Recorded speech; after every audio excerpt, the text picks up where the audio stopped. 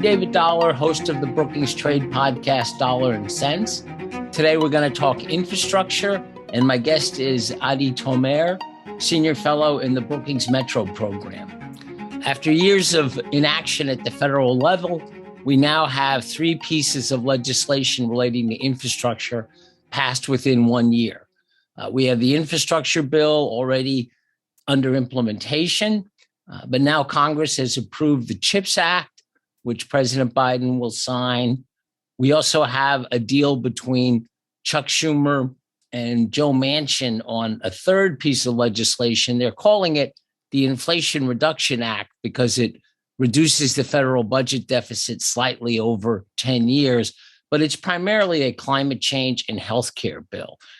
So Adie, we've got really interesting situation now with these three infrastructure bills, or three bills that have some relation to infrastructure. So let's start with the big picture. How do you see the division of labor among these different pieces of legislation? How are they going to interact? Yeah, first of all, nice to be with you again, David. Thanks for having me. Yeah, it was kind of Bill-O-Rama week in Washington. All the tropes about Washington doesn't get anything done are now dead for at least anywhere from 1 week to 5 months of press, or something like that. So there's a lot happening between these three bills.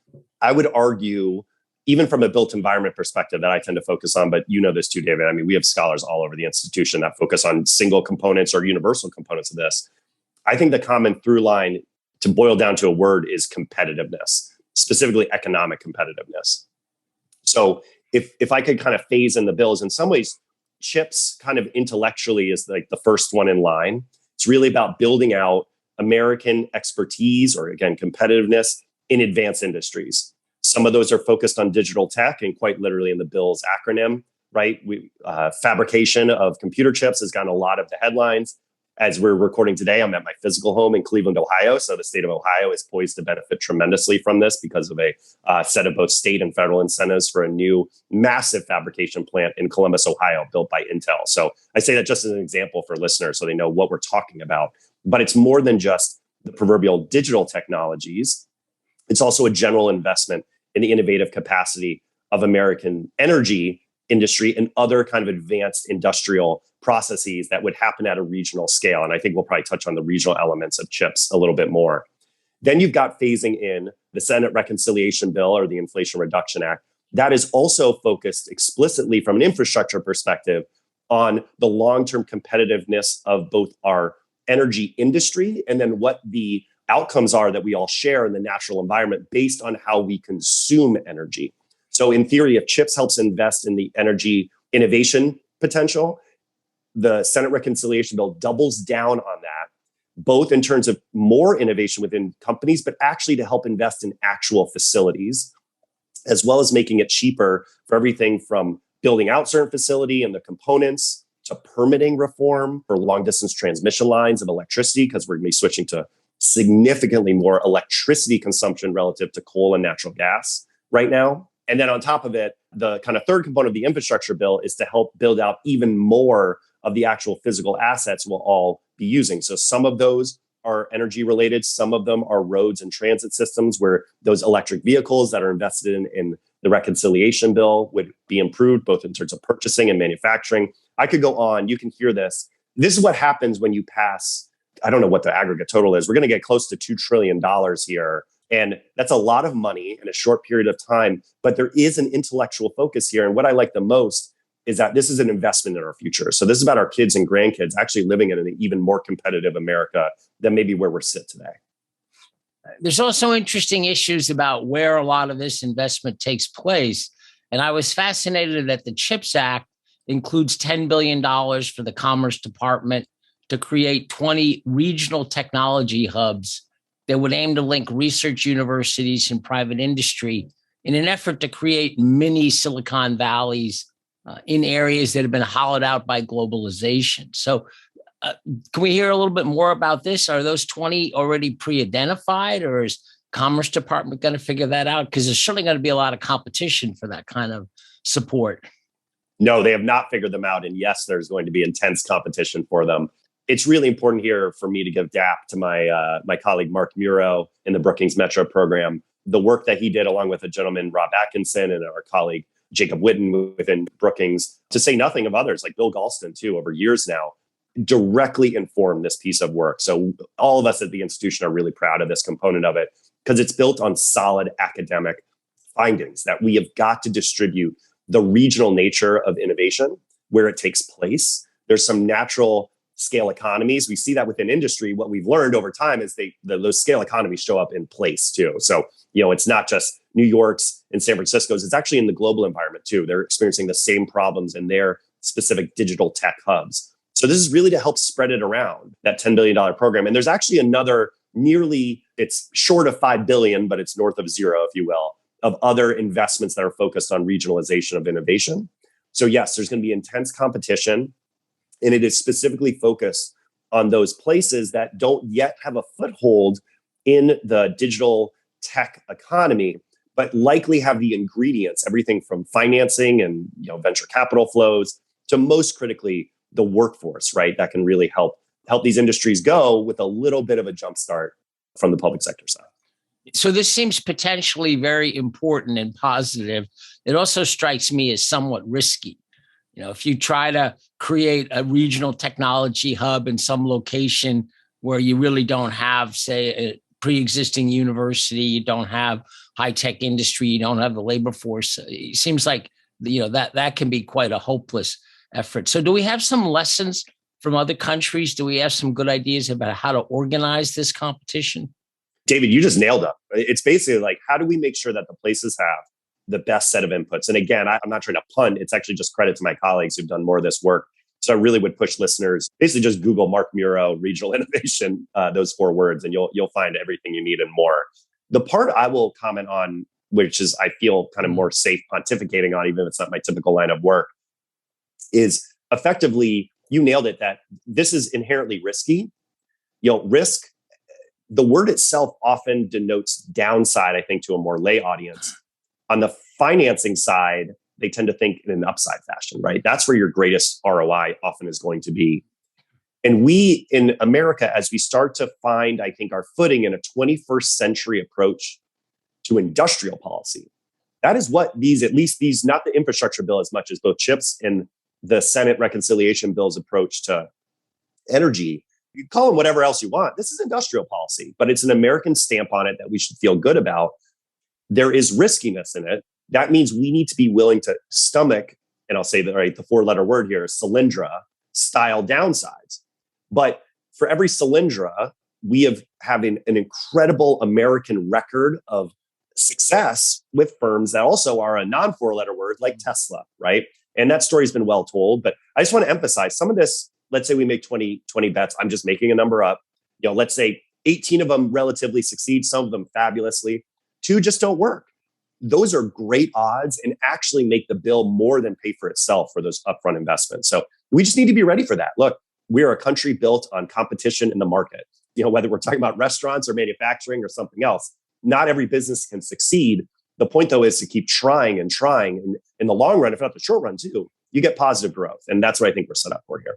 Yeah, I think that's a really important point. We have to be willing to accept some failure. If you seed 20 technology hubs and they all work, then you were probably not really taking any risk. You probably weren't in any really difficult environments, and you may mostly be doing things that were going to happen anyway. So finding that balance, and of course, if 20 out of 20 fail, that's going to be a tough one to sell to the taxpayers. So when I worked in the World Bank, I always emphasized to my staff, we can learn from failure. There can be very powerful benefits from failure if you're carefully documenting and collecting evidence, and then you understand where the failure came from, then that can lead to future success. So a notion that you can't accept any failure, that's a bad attitude to bring in economic policy or development. So let's talk a little bit about the Manchin-Schumer deal, and what you correctly pointed out is the reconciliation bill titled Inflation Reduction Act. And a lot of this is aimed at energy issues, and it ends up being a mix of brown and green in a sense, in that it's definitely aimed at supporting a certain amount of oil and gas production, as I see it, particularly through deregulation. But then there's a lot to incentivize renewable energy, electric vehicles, things for the future. So is there a contradiction in these two different approaches, or is this a practical approach to the energy transition? Yeah, I would go even a step further than practical. I really, really like the energy provisions on this. And I think you'll find on energy Twitter, as it's often, I mean, that's a literal thing, but I mean, that's where a lot of the quickest commentariat is coming out of, right? Are huge fans of this deal. And I don't just think it's because the alternative was no deal, right? This is actually a full-throated, I just noted the industrial approach of the 21st century. So that's where I'm going with this. A full-throated bet on using carrots in combination with market-based innovation, in this case on dramatically falling prices on production for both solar and wind energy generation in particular, betting big on long-distance transmission lines and modernizing the energy grid. It's a big, big bet on that. And that's a medium and long-term investment. In the short term, not only will it help on the kind of, let's broadly call it construction, whether it's the infrastructure we think about, but including the power plants themselves, right? We're going to let the market start to do that work. It'll take some time to show itself. In the short run, we are dealing with a very real shortage of certain kinds of fossil fuels in the global economy. And our peers, and of course, there's some weird race stuff associated with that I'm not trying to get to, but in particular, we have strong economic and historical ethnographic ties to Europe. And their physical freezing that is going to come up here in not very long, just a couple of months, it's going to start getting pretty cold already in parts of Central Europe. They are physically short of energy.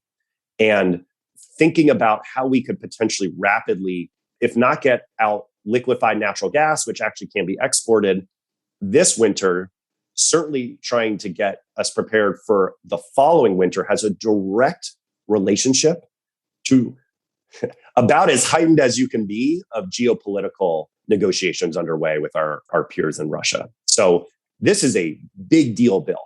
Let me kind of summarize really with an example here really quick, David, that again, try to give more dap around the institution. My friend Samantha Gross in Foreign Policy just put out a fantastic blog. We're recording today on Friday, or it was yesterday, but for when folks listen to this, I think on Monday that week, please go check it out. She cites a specific example that the modeling of this analysis finds that for every ton of fossil fuel emissions that come out of it, there will be 24 tons of emissions reductions. I will take any bill with those kind of odds, those kind of ratios. And we've also seen amazing modeling, in particular from a group out of Princeton led by a gentleman named Jesse Jenkins, who's been all around. Rhodium found something similar. But basically what it adds up to is we're going to get really close just through this federal bill to get to 50% reductions of 2005 emissions by 2030. So we're going to get to at least 40+% by this bill alone from where we are tracking right now. That's a big deal. So yes, we both have smart but naturally constrained investments in current fossil technology, but with some real geopolitical benefits to them in the short term, coupled with really smart, again, modernized, industrialized policy approaches for our renewables energy that should deliver long-term or medium and long-term benefits too. So Adie, I was going to bring in international trade issues at the very end of our discussion, but it kind of naturally comes up right now. As you say, a lot of this is really aimed at making America more competitive. A lot of it is focused on manufacturing, making sure that the U.S. remains a preeminent manufacturing location, all of which I support.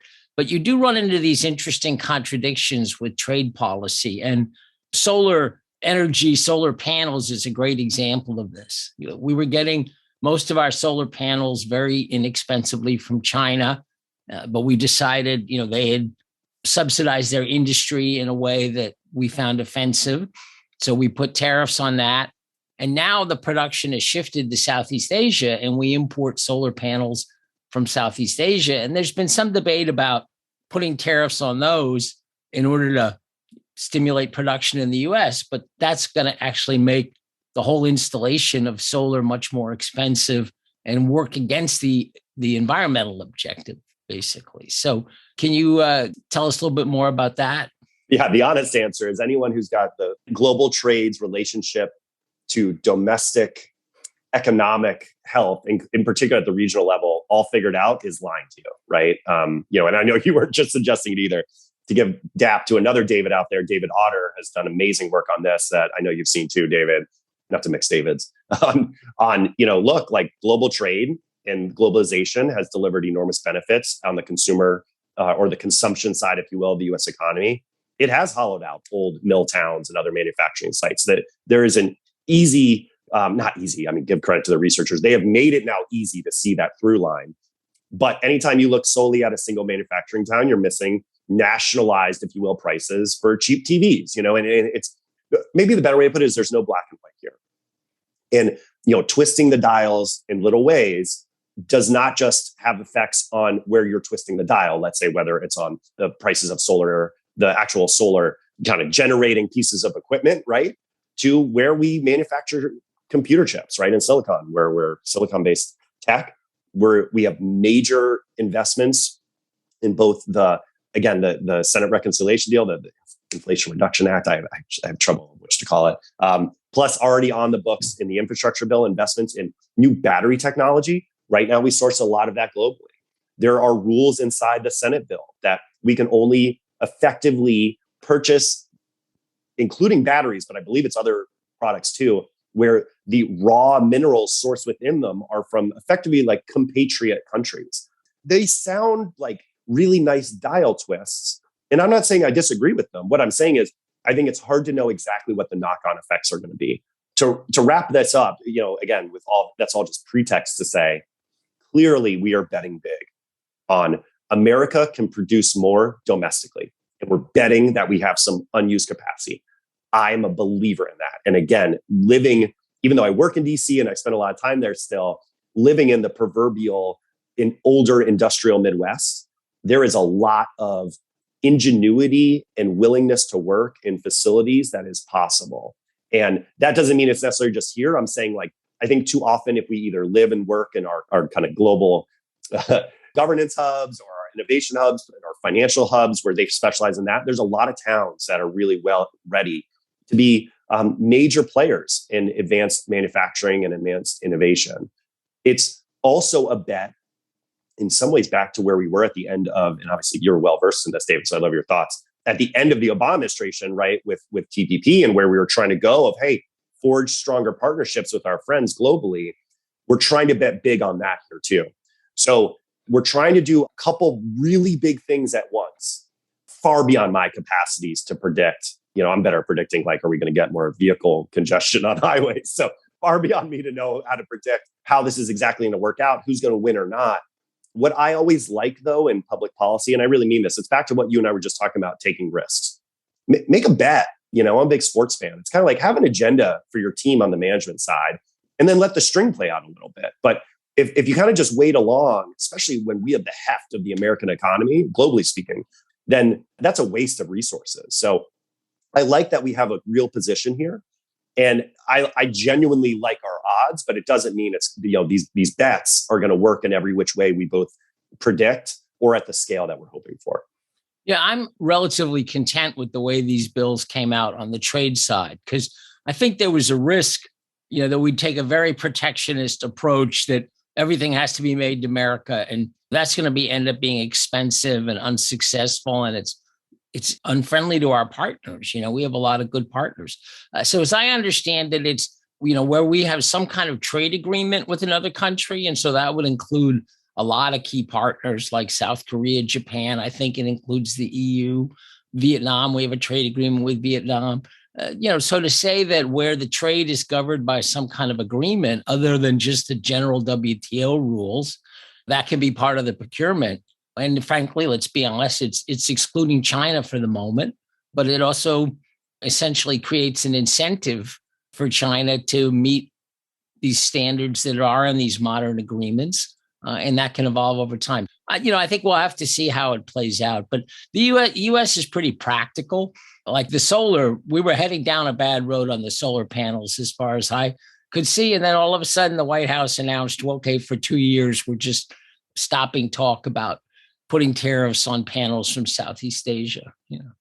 Yeah. And one other thing I'll add to that was great, David, is supply chain resilience, which neither of us kind of hit totally yet. I think COVID was a really good kind of like, think of like the insurance metaphor for all of us in our personal lives, right? Like we need a little supply chain insurance, like that'd be helpful here. And I think all of these three bills combined, again, actually, they provide a maybe reasonable level of supply chain insurance that probably will provide some benefits. It's easy to, my dad always told me a great lesson. It's like, insurance is the worst. The problem is you always need it, right? Like, so spending a little money on, whether it's healthcare or let's say like your home insurance, which ideally you'll never have to tap into. It's easy to look at the money per month or per year and say, why am I spending that? I didn't get anything for it, but it really isn't in case of emergency. So I think there's that added benefit to a lot of this investment too.